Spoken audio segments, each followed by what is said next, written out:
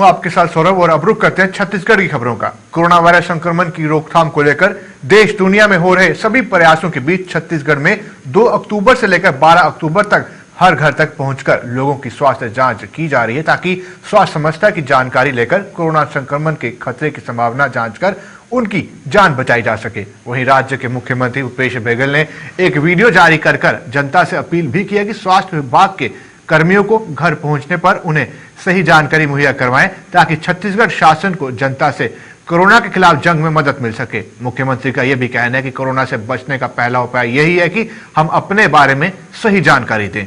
आपको सहयोग करना होगा और सहयोग से ही हम कोरोना पर फतेह पा सकेंगे।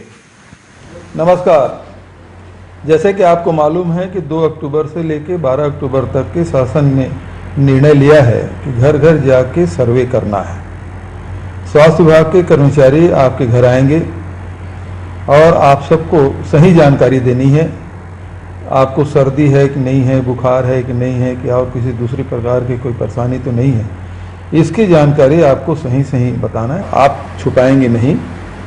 इससे हमको जांच करने में, सर्वे करने में परेशानी होगी। और मैं आपसे निवेदन करना चाहता हूं कि यदि किसी को बीपी है, शुगर है या कैंसर है, दूसरे प्रकार के और गंभीर बीमारी है, इसको भी आप बताएं, क्योंकि ऐसे गंभीर बीमारी के व्यक्तियों को संक्रमण की संभावनाएं अधिक होती है। इसलिए आपसे आग्रह है कि कोई भी जानकारी आप न छुपाएं। सर्वे टीम को आप बताएं। प्रदेश को कोरोना से लड़ने में इससे सहायता मिलेगी। आपके और आपके परिवार सुरक्षित रहे, इसलिए शासन ने यह निर्णय लिया है। तो आपसे आग्रह कि सर्वे टीम का पूरा सहयोग करें और सही जानकारी दें। धन्यवाद। मुख्यमंत्री भूपेश बघेल की अध्यक्षता में सीएम हाउस में महत्वपूर्ण बैठक आयोजित की गई। बैठक में भूपेश सरकार ने कई अहम फैसले लिए। सबसे बड़ा फैसला सरकार ने कोरोना के बढ़ते संक्रमण को देखते हुए स्कूल न खोलने का लिया। इसके अलावा सरकार ने छत्तीसगढ़ स्थापना दिवस पर होने वाले राज्य उत्सव कार्यक्रम का आयोजन न करने का भी फैसला लिया। इस अवसर पर केवल अलंकरण समारोह होगा, जो मुख्यमंत्री निवास में आयोजित किया जाएगा।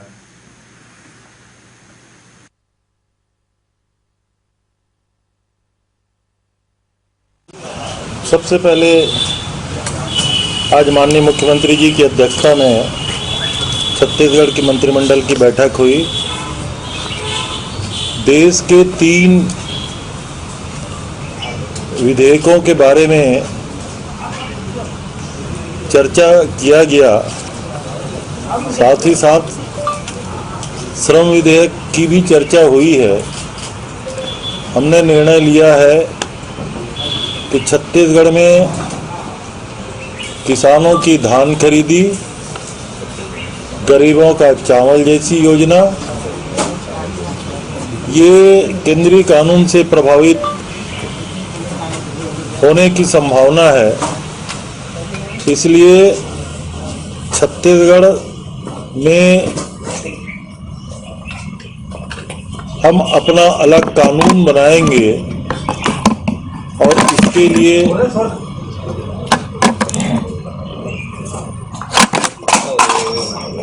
विधेयक तैयार किया जाएगा। चारों विधेयकों के प्रतिरूप में केंद्रीय कानून को किस तरीके से हम अपने कानूनों के माध्यम से हम अपने किसानों की, श्रमिकों की और गरीबों की मदद कर सकें, उसके लिए हम कानून बनाएंगे। और इसके लिए अलग से विधानसभा सत्र बुलाया जाएगा। आज ये निर्णय लिया गया।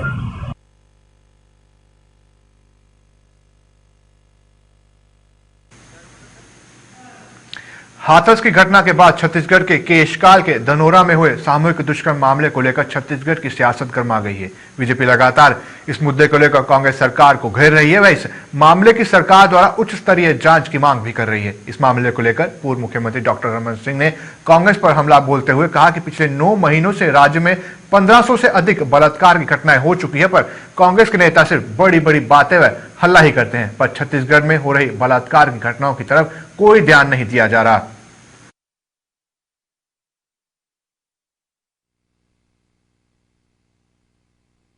उस नवयुवती ने आत्महत्या कर लिया, फांसी लगा ली और उनके परिवार में मातम छाया रहा।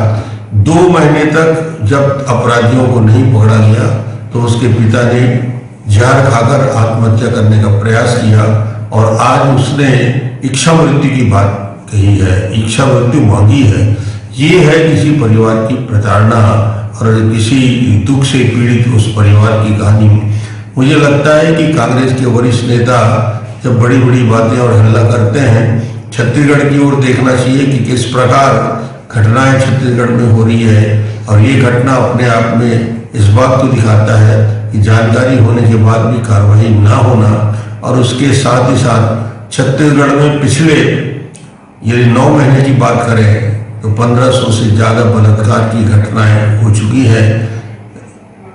इनके राष्ट्रीय नेता राहुल गांधी, प्रियंका गांधी को छत्तीसगढ़ की ओर ध्यान देना चाहिए और मुख्यमंत्री को भी इस संबंध में जानकारी लेनी चाहिए कि इस कैसे ये घटनाएं लगातार छत्तीसगढ़ में बढ़ रही है और उस पिता को शांति तभी मिलेगी जब अपराधी पकड़े जाएंगे और दोषी पुलिस के कर्मचारी के ऊपर कार्रवाई होगी। छत्तीसगढ़ के केशकाल के धनोरा में हुए सामूहिक दुष्कर्म मामले को लेकर भाजपा मुंडा गांव में कल 1 दिवसीय धरना प्रदर्शन करने जा रही है। प्रदर्शन के बाद भाजपा इस मामले को लेकर राज्यपाल को ज्ञापन भी सौंपेगी। बीजेपी के प्रदेश अध्यक्ष विष्णुदेव राय ने प्रेस वार्ता में बताया कि सामूहिक दुष्कर्म मामले को लेकर बीजेपी जांच कमेटी बना रही है। उन्होंने कहा कि जब से कांग्रेस की सरकार सत्ता में आई है तब से लेकर आज तक दलितों, आदिवासियों और अन्य सभी वर्गों के खिलाफ हुए तमाम अपराधों पर उसे श्वेत पत्र जारी करना चाहिए।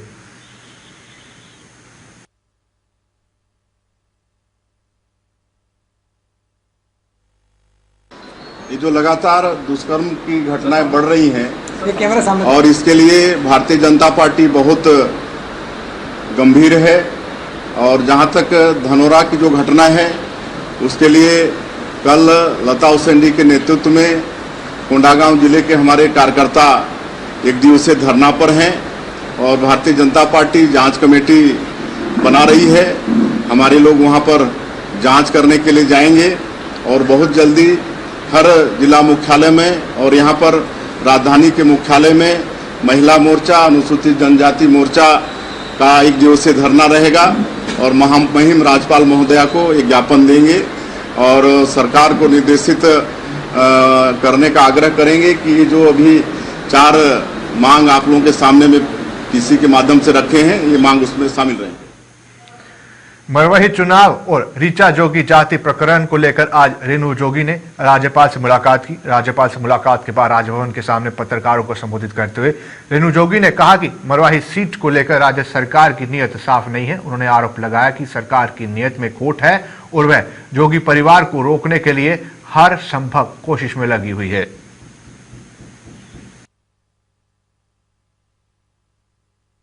नियत और मंशा पर संदेह है और हमारी बहू को भी की जाति जो 5 दशक से गौड़ जनजाति का उनके पास प्रमाण है, पुख्ता प्रमाण है और उनके सारे रिश्तेदार और मेडिकल ऑफिसर भी अभी पंडरिया में पदस्थ हैं। चाचा भी नौकरी कर रहे थे, रिटायर हुए हैं और वो पूरा रिकॉर्ड ज़मीन से लेकर सभी कुछ है। तो वो दस्तावेज मतलब पुख्ता है और उसको वंचित नहीं करना चाहिए। यदि अवसर आता है और उसको आदिवासी मानने से कोई उसमें बाधा नहीं होना चाहिए। ऋचा जोगी के जाति प्रमाण पत्र मामले में आज जवाब प्रस्तुत करने के आखिरी दिन ऋचा जोगी की तरफ से उनके भाई ऋषभ साधु जिला स्तरीय छानबीन समिति के सामने प्रस्तुत हुए, जिसका समिति ने अवलोकन किया। साथ ही 12 अक्टूबर को अन्य दस्तावेज के साथ प्रस्तुत होने के लिए कहा। इस अवसर पर ऋषभ साधु ने कहा कि उन्हें कोई नोटिस नहीं मिला है, वह मीडिया में खबर देकर समिति के सामने प्रस्तुत हुए हैं। समिति ने हमारे को डॉक्यूमेंट को एक्सेप्ट कर लिया है और कुछ डॉक्यूमेंट की ट्रू कॉपी मांगी है, ओरिजिनल मांगा है। 2-3 डॉक्यूमेंट है जिनका ओरिजिनल उनको नेक्स्ट ईयर में प्रस्तुत कर दिया जाएगा। अच्छा, पेशी वैसे दिया है जी? हाँ, अभी 12 तारीख का एक पेशी है। हाँ। उसमें जो भी डॉक्यूमेंट जो रिक्वायर्ड है उनको वो उनको प्रदान कर दिया जाएगा। और ऋचा रूपाली साधु के जाति प्रमाण पत्र के संबंध में जो उनको सूचना दी गई थी, कारण बताओ नोटिस जारी किया गया था कि क्यों ना आपका जाति प्रमाण पत्र निलंबित की जाए। इसके संबंध में उनके परिजन भाई यहाँ पर आज उपस्थित हुए थे। तो उन्होंने अपना बताया कि मुझे अधिकृत किया गया है और उनकी तरफ से मैं अपना उपस्थित हुआ हूँ और उनका जो कारण बताओ नोटिस की कापी है हमें नहीं मिल पाई है, वो हमको दी जाए।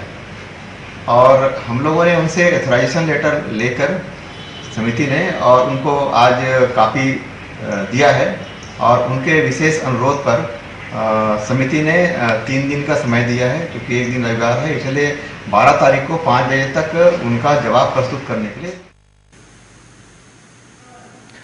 छत्तीसगढ़ राज्य महिला आयोग के अध्यक्ष किरणमयी नायक ने कहा कि कोरोना महामारी के चलते महिला आयोग में सुनवाई के कारण मामलों की सुनवाई प्रभावित हुई है। उन्होंने कहा कि जब उन्होंने महिला आयोग के अध्यक्ष का पदभार संभाला था तब करीब 575 मामले लंबित पड़े हुए थे। इसके बाद मामलों में और भी बढ़ोतरी हुई है। उन्होंने कहा कि अब आयोग हर जिला में मामलों की सुनवाई करने जा रही है ताकि इन मामलों का जल्द से जल्द निपटारा हो सके।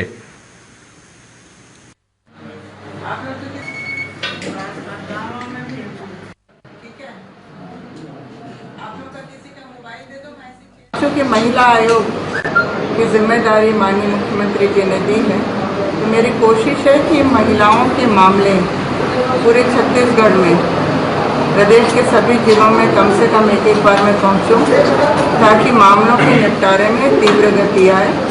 मेरे कार्यकाल में के समय जो मुझे जिम्मेदारी मिली है, लगभग 650 मामले पिछले कार्यकाल के लंबित मिले हैं और नए मामलों की भी तेजी हो रही है। इस कोरोना लॉकडाउन के कारण आयोग की सुनवाई रेगुलर रूप से अन्य जिलों में नहीं हो पाई है। रायपुर में मैंने कई सुनवाई की है, जिसमें लगभग 100 के लगभग मामले गति में आ चुके हैं, कई मामलों का निपटारा हो चुका है। तो कोशिश ये है कि हर जिले में कम से कम आयोग की एक बार सुनवाई की प्रक्रिया शुरू हो सके और यदि इस कोरोना के कारण प्रत्यक्ष सुनवाई ना हो पाए तो हम वेबिनार के माध्यम से आवेदिकाओं के प्रकरणों की सुनवाई रायपुर में बैठकर और उनके जिले में बैठकर मामलों की सुनवाई कर सकें। ये मेरी कोशिश है और इस दिशा में प्रयास और तैयारी चालू है। बस्तर कलेक्टर रजत बंसल और एसपी बस्तर ने शहर में घोषित कंटेनमेंट जोन का साइकिल से दौरा किया और वहां की स्थिति की समीक्षा की। इस अवसर पर कलेक्टर रजत बंसल ने बताया कि शहर के लोग सहयोग दे रहे हैं और जो लोग नियम का उल्लंघन कर रहे हैं, प्रशासन उनके खिलाफ कार्रवाई भी कर रहा है। उन्होंने लोगों से अपील की है कि बेवजह घर से बाहर ना निकले और अगर किसी को जरूरी काम से जाना है तो वह घर से मास्क पहनकर निकले और सोशल डिस्टेंसिंग का ध्यान रखें, पालन करें।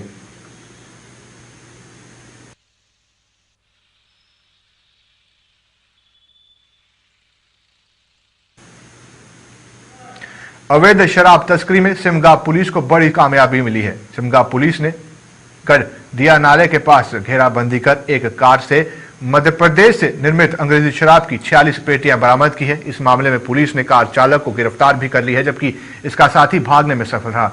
एसडीओपी बाटापारा के बी द्विवेदी ने बताया कि अवैध शराब की 46 पेटियां बरामद की गई हैं, जिनकी बाजार में कीमत 2 लाख से ऊपर है।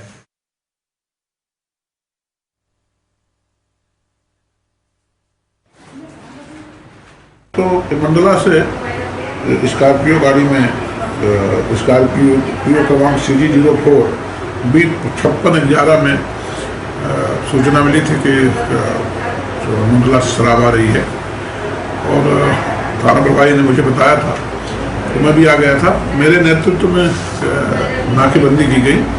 थाना प्रभारी दीदी नरेश चौहान और सब इंस्पेक्टर हरीश साहू के साथ हम लोग दल बदल सहित गए और नाकाबंदी करके मैं रायपुर रोड तरफ देख रहा था, गड़रिया नाला पे पकड़ा गया और इस स्कॉर्पियो की एक बोलेरो